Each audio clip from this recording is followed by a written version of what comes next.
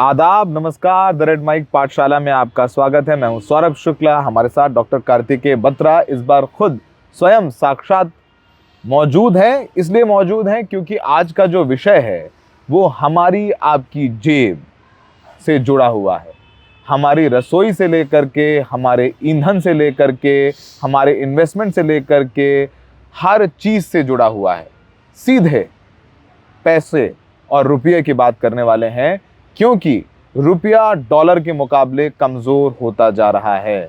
यानी अभी रुपया जो है धीरे धीरे कमज़ोर होते होते अब अगर आपको $1 चाहिए तो उसके बदले में लगभग 91 रुपये आपको देने होंगे। समझ लीजिए कि जब डॉलर की प्राइस बढ़ जाए तो आपकी जेब पर असर पड़ेगा, क्योंकि एक सीधा आपको समझा देते हैं, क्योंकि बाकी तो फिर बाद में एक्सपर्ट तो बत्रा साहब बताएंगे, लेकिन सीधा आपको समझाएं कि हम जो पेट्रोल डीजल अंतर्राष्ट्रीय मार्केट में खरीदते हैं वो डॉलर्स में खरीदते हैं। तो जब डॉलर महंगा हो जाएगा तो हम पेट्रोल डीजल महंगा खरीदेंगे, और जब पेट्रोल डीजल महंगा खरीदेंगे तो हमें पेट्रोल डीजल महंगा मिलेगा। पेट्रोल डीजल महंगा मिलेगा तो सब्जी, सारी चीज़ें जो ट्रांसपोर्ट की जाती हैं एक जगह से दूसरी जगह, वो सब महंगी हो जाएंगी, क्योंकि सब फ्यूल से ही तो सारी ट्रांसपोर्टेशन डिलीवरी होती है।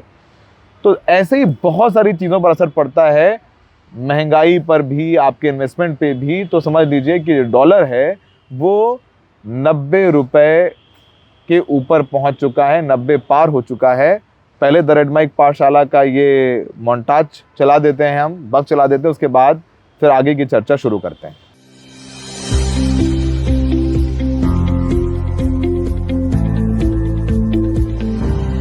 तो रेड माइक पाठशाला की घंटी बज चुकी है और शुरुआत हम करना चाहेंगे कि 2014 में प्रधानमंत्री जब नरेंद्र मोदी जब विपक्ष में थे तो वो अपनी चुनावी रैलियों में डॉलर को लेकर के मनमोहन सिंह को घेरा करते थे। 2014 में 58 रुपीज़ का $1 मिलता था, जो अब 91 रुपये का हो गया है। तो उस वक्त का एक बयान जो है वो कांग्रेस की जो सोशल मीडिया हेड हैं उन्होंने प्रधानमंत्री मोदी का अपने हैंडल पर शेयर किया है। वो ज़रा सुनवा देते हैं। जैसे प्रधानमंत्री मोदी कह रहे हैं कि अगर मैं शासन में बैठा हूं मित्रों तो रुपया इतनी तेज़ी से नहीं गिर सकता। नेपाल, बांग्लादेश, पाकिस्तान, श्रीलंका की करेंसी नहीं गिरती। क्या कारण है हिंदुस्तान का रुपया पतला होता जा रहा है? पहले नरेंद्र मोदी जी को सुनिए। ऐसे नहीं होता मित्रों, मैं शासन में बैठा हूं, मुझे मालूम है इस प्रकार से रुपया इतनी तेजी से गिर नहीं सकता। अरे नेपाल का रुपया नहीं गिरता है, बांग्लादेश की करेंसी नहीं गिरती है, पाकिस्तान की करेंसी नहीं गिरती, श्रीलंका की करेंसी नहीं गिरती। क्या कारण है हिंदुस्तान का रुपया पतला होता जा रहा है? ये जवाब देना पड़ेगा आपको। देश आपसे जवाब मांग रहा है। तो आपने सुना है 2014 का बयान है। बत्रा साहब, बड़ा राजनीतिक खींचतान भी होगी ही, क्योंकि प्रधानमंत्री मोदी जब विपक्ष में थे तो वो मनमोहन सिंह को खींचते थे कि भाई कैसे डॉलर मजबूत हो रहा है, रुपया कमज़ोर हो रहा है। तो अब कांग्रेस की बारी है। पहले तो ये बताइए कि ये जो डॉलर मजबूत होता जा रहा है उसकी वजह क्या है? देखिए सौरभ, डॉलर को एक करेंसी की तरह हम सोचते हैं, पर डॉलर भी एक कमोडिटी है। मान लीजिए मार्केट में सेब बिक रहा है, तो सेब का दाम कैसे तय होता है कि सेब की डिमांड कितनी है और सप्लाई कितनी है। मान लीजिए कि डिमांड है 5 यूनिट की और सप्लाई है 3 यूनिट की, तो सेब का दाम जो कल था वो आज बढ़ जाएगा, क्योंकि सप्लाई कम है, डिमांड ज़्यादा है। वही फ़र्ज़ कीजिए कि अगर डिमांड कम है, सप्लाई ज़्यादा है, मतलब 3 खरीदने वाले हैं और 5 बेचने वाले हैं, तो वो जो बेचने वाले हैं वो खरीदने वालों को आकर्षित करने के लिए दाम कम कर देंगे। तो जैसे कि किसी कमोडिटी का दाम ऊपर नीचे होता है सप्लाई और डिमांड के आधार पे, वैसे ही डॉलर का भी जो दाम है वो सप्लाई और डिमांड के आधार पर तय होता है मूलतः। लेकिन साथ में एक और एलिमेंट है जिसे हम कहते हैं स्पेक्यूलेशन। स्पेक्यूलेशन का मतलब ये है कि मुझे लग रहा है कि आज तो सब ठीक है, लेकिन आज से 4 महीने बाद कुछ ऐसा होने वाला है कि डॉलर शायद और महंगा हो जाए, तो मैं और खरीदना शुरू कर दूंगा आज ही, तो मैं आज ही उसका दाम बढ़ा दूंगा।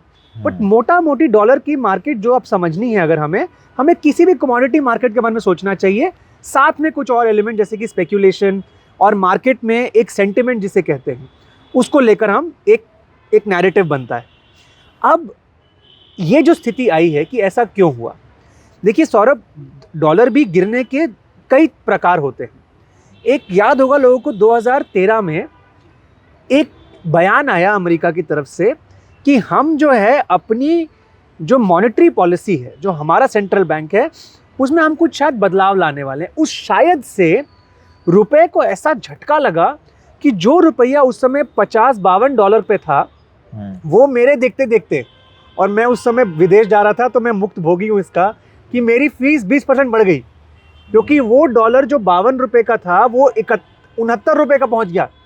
हालांकि वापस वो 2014 तक आते आते 60 का आ गया, लेकिन वो एक क्राइसिस सिचुएशन थी जहां पर एक बहुत सिंगुलर डेवलपमेंट ने डॉलर का दाम एकदम से बढ़ा दिया, क्योंकि लोग पूरी दुनिया में एक सेंटिमेंट आ गया कि डॉलर आगे जाके मजबूत होने वाला है, आज ही डॉलर खरीदना शुरू कर दो। लेकिन ये जो हुआ है, ये जो करंट स्थिति है, इसमें कोई क्राइसिस नहीं था, ये धीरे धीरे धीरे हुआ है। और इसके कारण अलग होते हैं। इसके कारण होते हैं कि आपके आर्थिक फंडामेंटल कैसे हैं, आप कितना तेल डिमांड कर रहे हैं, आप कितना सोना डिमांड कर रहे हैं, आपकी यूएस से ट्रेड अग्रीमेंट की डील कैसी बन रही है। मुझे लगता है आप इन विषयों पर आगे चर्चा करेंगे। बिल्कुल बिल्कुल। बट मोटा मोटी ये डायनामिक्स रहते हैं। तो पहले तो ये बताइए कि ये डायनामिक्स रहते हैं, आपने बताया, जैसे आपने, हमारी चर्चा भी हो रही थी कि जब इंडियन मार्केट से इन्वेस्टर्स पैसा निकालने लग जाएं तो उस वजह, वो भी एक बहुत बड़ी वजह है। इसका इम्पैक्ट क्या होगा आम हिंदुस्तानी जो हमारे दर्शक सुन रहे हैं द रेड माइक पर, उनकी जेब पर क्या असर पड़ने वाला है जब रुपया कमजोर हो जाता है? सौरभ, पहले 2 सेंटेंसेस आपने जिक्र किए। पहले जो, क्योंकि बहुत सारा जार्गन होता है मीडिया में जो लोग समझ नहीं पाते, ये समझा देते हैं कि जब निवेशक पैसा खींचते हैं तो डॉलर पे क्यों असर पड़ता है। देखिए, मैं एक अमेरिकी निवेशक हूँ, मैंने भारतीय स्टॉक मार्केट में इन्वेस्ट किया, तो मैं डॉलर लेकर आया, मैंने उसको रुपए में कन्वर्ट किया, मैंने जाके फला कंपनी के 100 शेयर खरीद लिए। अब मुझे लग रहा है मुझे अपना डॉलर वापस चाहिए, तो मैं वो शेयर पहले बेचूंगा मार्केट में, और वो जो मुझे पैसा मिला उससे मैं डॉलर खरीदूंगा।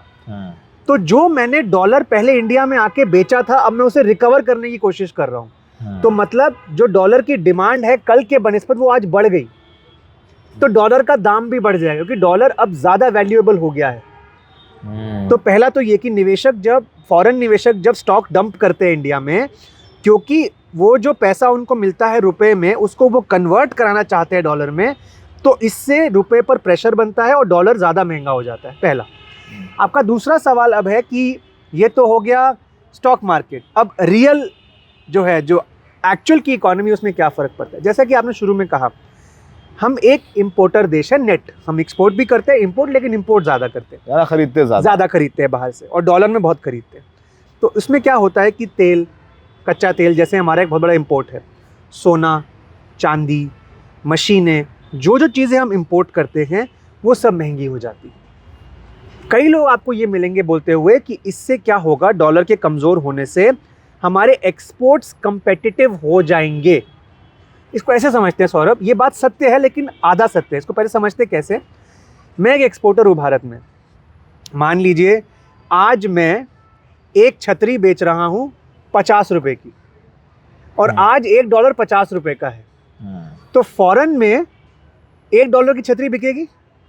कल मान लीजिए डॉलर हो गया स्ट्रॉन्ग, 50 का 100 रुपए पहुंच गया, मतलब रुपया कमजोर हो गया, तो मैं तो छतरी अभी भी 50 रुपए की बेच रहा हूं, लेकिन अब फॉरेन में वो छतरी $1 की नहीं, आधे डॉलर में बिकेगी। तो ऑफ कोर्स मेरे एक्सपोर्ट की डिमांड बढ़ेगी। ये बात सच है, लेकिन ये पूरा सच नहीं है। क्यों? क्योंकि ऐसे हमारे बहुत सारे एक्सपोर्ट हैं जिनको बनाने के लिए हमें चीज़ें इंपोर्ट भी करनी पड़ती हैं। जैसे छतरी बनाने के लिए अगर मुझे लोहा इंपोर्ट करना पड़े, एग्जाम्पल है, तो वो जो मेरी लागत थी 50 की, अब वो 50 नहीं रहेगी ना, वो 60 हो गई, वो 60-70 हो जाएगी। तो ऐसा नहीं है कि मेरा 50 ही रहा छाते का कॉस्ट, छाते का कॉस्ट भी बढ़ेगा, डॉलर भी सस्ता होगा। तो दो उल्टे डायरेक्शन में फोर्सेस लगेंगे। ज़्यादा स्ट्रॉन्ग जो फोर्स होगा उस आधार पर तय होगा कि अंत में एक्सपोर्टर पर पॉजिटिव इम्पैक्ट पड़ रहा है या नेगेटिव। लेकिन जो घरेलू हमारे रोज़मर्रा की चीज़ें हैं, उसमें ज़रूर मुझे लगता है अभी नहीं तो अगले कुछ महीनों में, जब तेल के दाम मान लीजिए बढ़ेंगे या जो चीज़ें हम आयात करते हैं उनके दाम बढ़ेंगे, एक नेगेटिव असर अर्थव्यवस्था पे पड़ सकता है। एक नेगेटिव असर अर्थव्यवस्था पर पड़ सकता है। यानी अगर हम ये कहें कि पेट्रोल डीजल भी हम डॉलर में खरीदते हैं वो महंगे होंगे, जैसे मैंने उसका उदाहरण दिया, तमाम जो चीज़ें हैं भले ही वो हिंदुस्तान में मैन्युफैक्चर हो रही हैं लेकिन उसका सामान बाहर से आता है तो वो महंगा हो जाएगा, तो जिससे वो तमाम चीज़ें महंगी हो जाएंगी। यानी हमारे ऊपर एक इम्पैक्ट हर आदमी पर पड़ने वाला है, डायरेक्ट और इनडायरेक्ट इम्पैक्ट पड़ने एक वाला है। इसमें एक चीज़ और होती है, लेकिन मार्केट्स कैसे ऑपरेट करती हैं। देखिए आपके दर्शक मुझे कई बार कहते हैं कि मैं कुछ डेफिनेटिव नहीं बताता, गोल गोल घुमाता हूँ। उसका कारण ये है कि दुनिया एक्चुअल में गोल गोल तरीके से घूमती है। अब इसमें एक नई मैं नुआंस डालता हूँ, जैसे एक क्लासरूम है अगर, तो हमें उन व्यूअर्स को सब बताना चाहिए जो कि ऑपरेशन में है, कि मान लीजिए मैं वो छतरी वाला हूँ और मैंने लोहा खरीदना है, तो ऐसा तो है नहीं कि मैंने फ़ोन किया और अमेरिका से लोहा आ जाएगा। ये कॉन्ट्रैक्ट बनते हैं और कई महीनों के कॉन्ट्रैक्ट पहले बन जाते हैं। कई कॉन्ट्रैक्ट्स में क्या होता है कि पहले से ही एक फिगर प्राइस इन कर लेते हैं कि देखो आज हम कॉन्ट्रैक्ट आपसे कर रहे हैं, आज रुपया जो है डॉलर के बनिस्बत 85 रुपये है, पर हमें उम्मीद है हो सकता है ये घट के 87-88 पहुंच जाए। तो ये सारी चीज़ें कॉन्ट्रैक्ट में प्राइस्ड इन होती हैं। तो हो सकता है अगले कुछ महीने आपको ज़्यादा ना दिखे असर, क्योंकि ऑलरेडी कॉन्ट्रैक्ट्स उसको अकाउंट कर चुके हैं। लेकिन अगर रुपया कमज़ोर होता रहा तो आगे जाकर ज़रूर जो नए कॉन्ट्रैक्ट्स बनेंगे उसमें शायद आपको ये मार ज़्यादा झेलने को मिले। तो एक कई कारण आपने बताए। ये कहा जाता है कि भाई हमारी सरकार तो इसमें कुछ कर ही नहीं सकती है। जैसे मनमोहन सिंह को प्रधानमंत्री मोदी घेर रहे थे, तो सरकार का क्या रोल होता है? सरकार अगर हमारा रुपया कमज़ोर हो रहा है तो कैसे मोदी साहब पर भी एक जिम्मेदारी है, एक दोष उनका भी है कि अगर महंगाई बढ़ेगी, डॉलर के कमज़ोर होने से चीज़ें महंगी हो जाएंगी, तो उनकी जिम्मेदारी क्या है और वो क्या कर सकते हैं? जी, इसमें सौरभ पहले तो ये एक आंकड़ा देख लेते हैं। मनमोहन सिंह साहब 2014 में जब सत्ता में आए तो डॉलर था 45 रुपये, और जब वो निकले 2014 तक ये बीच में हो गया था 70 हो गया था, लेकिन उनके निकलते निकलते 60 हो गया था। तो मान लीजिए 70 वॉज वर्स्ट, तो 45 से 70 तकरीबन जो डेप्रीसिएशन है वो 50%, मतलब वर्स्ट केस में उनका 50% था।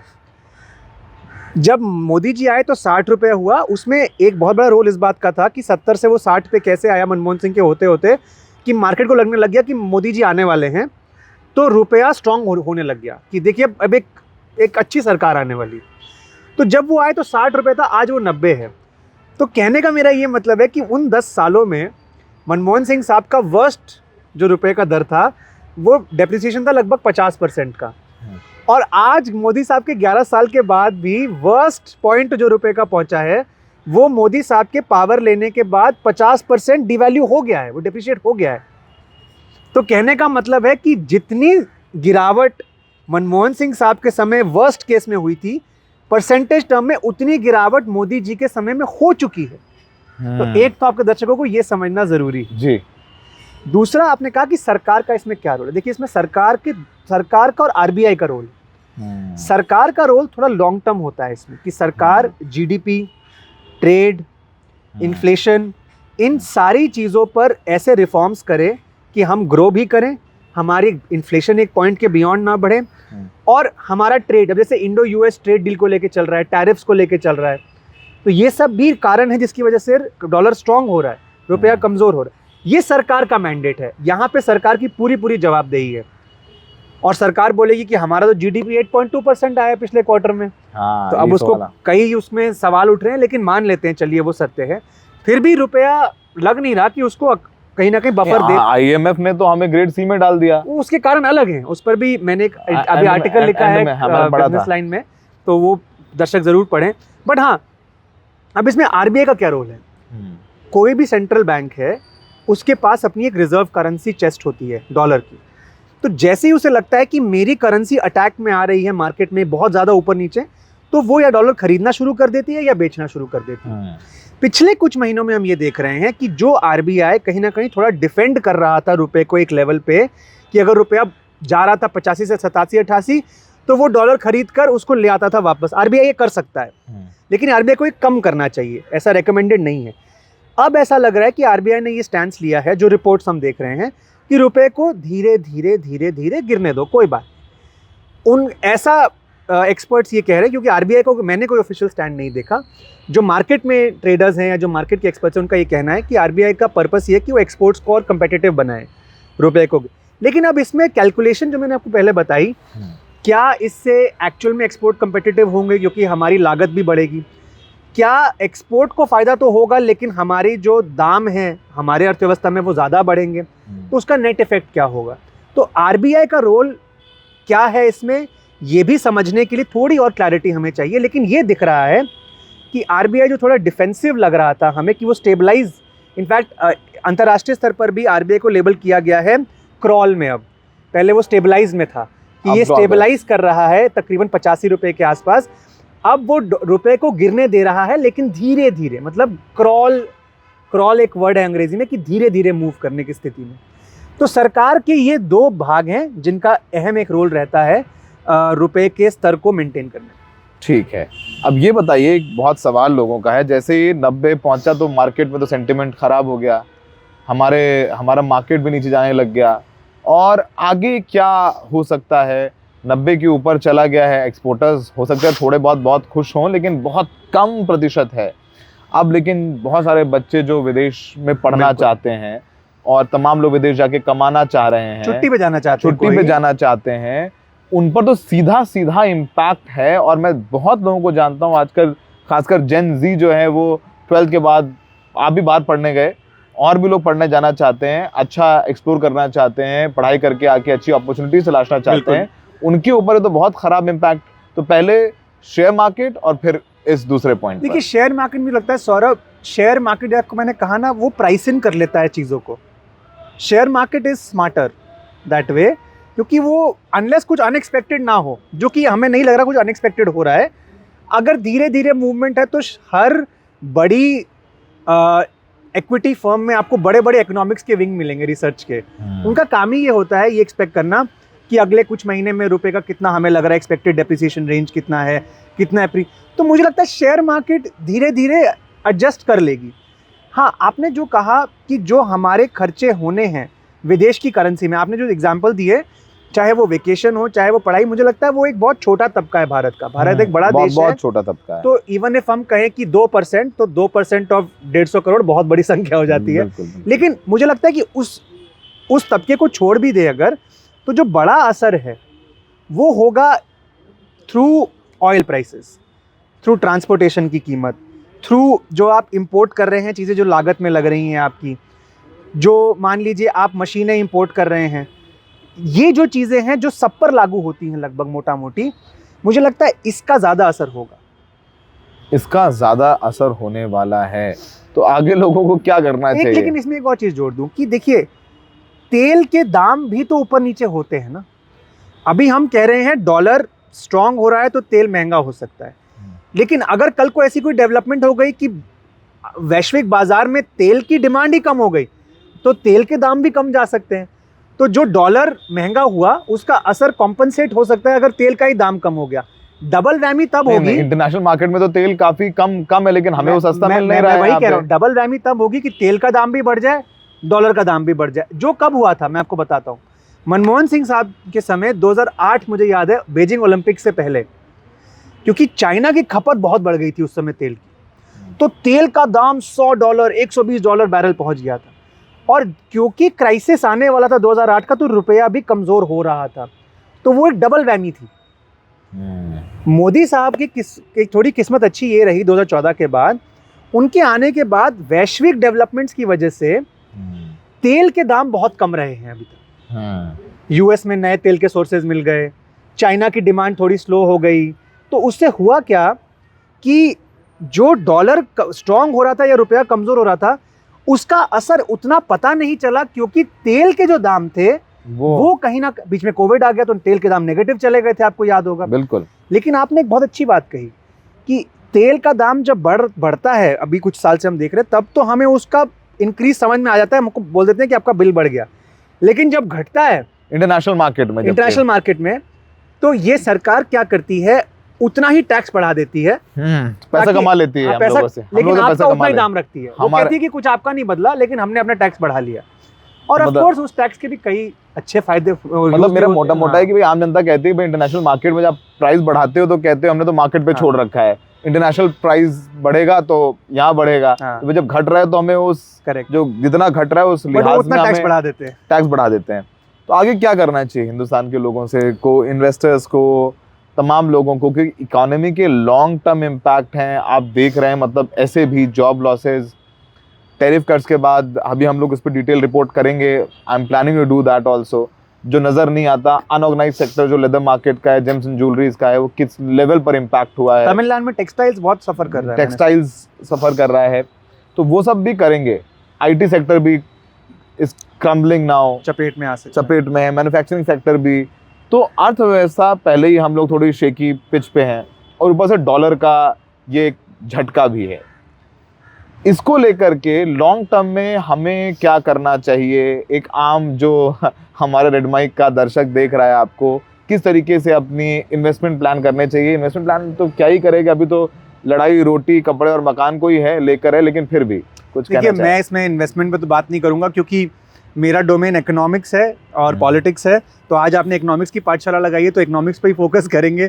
तो मेरा सौरभ ये है कि भारत, इसमें सिर्फ करेंसी को आप आइसोलेशन में मत देखिए, इन्फ्लेशन, एम्प्लॉयमेंट, जीडीपी, करेंसी, ये सब जुड़े हुए हैं आपस में।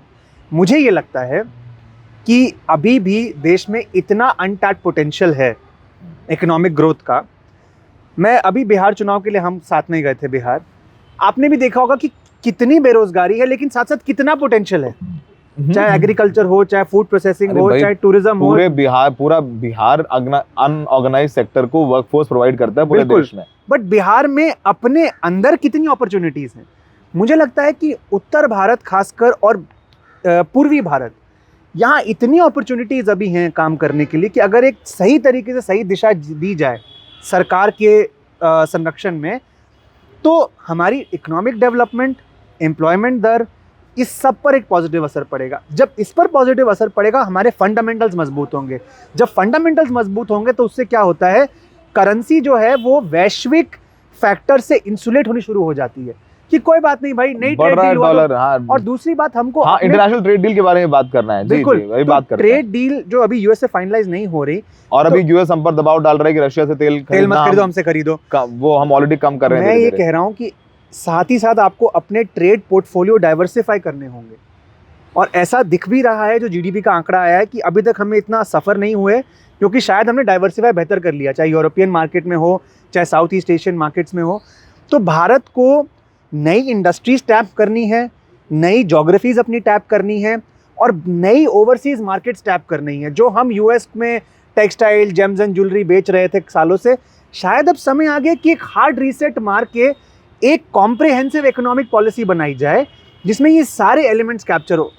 फिर बात वही है सौरभ, मुझे लगता है कि मोदी साहब के 10 साल की सरकार थी और एक बहुत ही मतलब फुल मेजॉरिटी की, अभी भी है बट अभी कोalition में, मुझे लगता है ये बहुत से एम्बिशियस प्रोग्राम्स किए जा सकते थे इम्प्लीमेंट, जो नहीं हुए। लेकिन भारत का एक कॉम्प्लेक्स स्ट्रक्चर है, राज्य सरकारों के पास लैंड लेबर का कंट्रोल है, सरकार जो केंद्र वही में राज्य सरकार में, ज्यादातर राज्य सरकार में उनकी तो है, भारतीय जनता correct, पार्टी, उत्तर बिल्कुल। प्रदेश, महाराष्ट्र जैसी सरकार तो आपकी है, जो बड़े राज्य हैं। 100% में कौन सहमत रोक रहा है? हूँ। बिहार बिल्कुल, आपके पास है, हरियाणा आपके पास है, जो लगातार आपके पास जो राज्य हैं। अब तो उड़ीसा भी आ गया। बिल्कुल आ गया, हाँ, हाँ, और असम भी है। तो मेरा ये बिल्कुल मानना है कि मुझे लगता है कि कहीं ना कहीं जितना काम हो सकता था वो नहीं हुआ है, और आगे हम उम्मीद ही कर सकते हैं कि जो हम कह रहे हैं, एक कॉम्प्रिहेंसिव इकोनॉमिक प्लान जिसमें ये सारी चीज़ों के बारे में बात की जाए।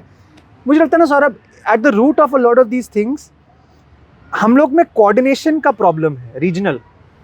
उसका एक बहुत अच्छा उदाहरण, अभी हम दिल्ली में बैठे हैं, प्रदूषण है, मैं बार बार, मेरा फेवरेट टॉपिक है, कि एक उत्तर भारत की प्रॉब्लम है जहाँ पे केंद्र सरकार को राज्यों के साथ बैठकर एक प्लान बनाना चाहिए, नहीं हो रहा है वो। मतलब अब देखिए, दिल्ली में बीजेपी, केंद्र में बीजेपी, उत्तर प्रदेश में बीजेपी, एमसीडी में बीजेपी, हरियाणा में बीजेपी, राजस्थान में बीजेपी, उत्तराखंड में बीजेपी, सारे राज्य हैं, पर वो पंजाब में पराली, इस बार पराली का सबसे कम धुआं है, डेटा कह रहा है। खैर बहरहाल ये तो अलग टॉपिक है, अलग टॉपिक हो जाएगा।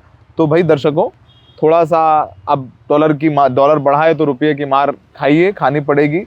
इसके लॉन्ग टर्म इम्पैक्ट होंगे, हो सकता है थोड़ा बहुत तेल महंगा हो तो इम्पैक्ट आए, तो तो महंगाई तो बढ़ेगी, लेकिन ये एक अच्छे संकेत नहीं है हमारी भारतीय अर्थव्यवस्था के लिए। हो सकता है कि आरबीआई कुछ कदम उठाए, डॉलर खरीदे, तो हो सकता है कि रुपया थोड़ा मजबूत हो, लेकिन इसकी संभावना कम नज़र आ रही है। तो ब्रेस फॉर द इम्पैक्ट। तो द रेड माइक पाठशाला में आज के लिए इतना ही। जल्द किसी और अहम मुद्दे पर doctor Kartikeya Batra copy pen लेकर के आपके सामने हाजिर होंगे। कॉपी पेन मतलब लिटरल तब मत ले लीजिए। और फिर चर्चा होगी और एक्सप्लेनर होगा कि कैसे क्या हो रहा है और उसका इम्पैक्ट क्या है। तो इस द रेड माइक पाठशाला के इस एपिसोड को खूब शेयर कीजिए, खूब मोहब्बत दीजिए। तब तक के लिए हमें इजाज़त दीजिए और रेड माइक पे बाकी कार्यक्रम है उनको देखिए। हमें देखने के लिए थैंक यू।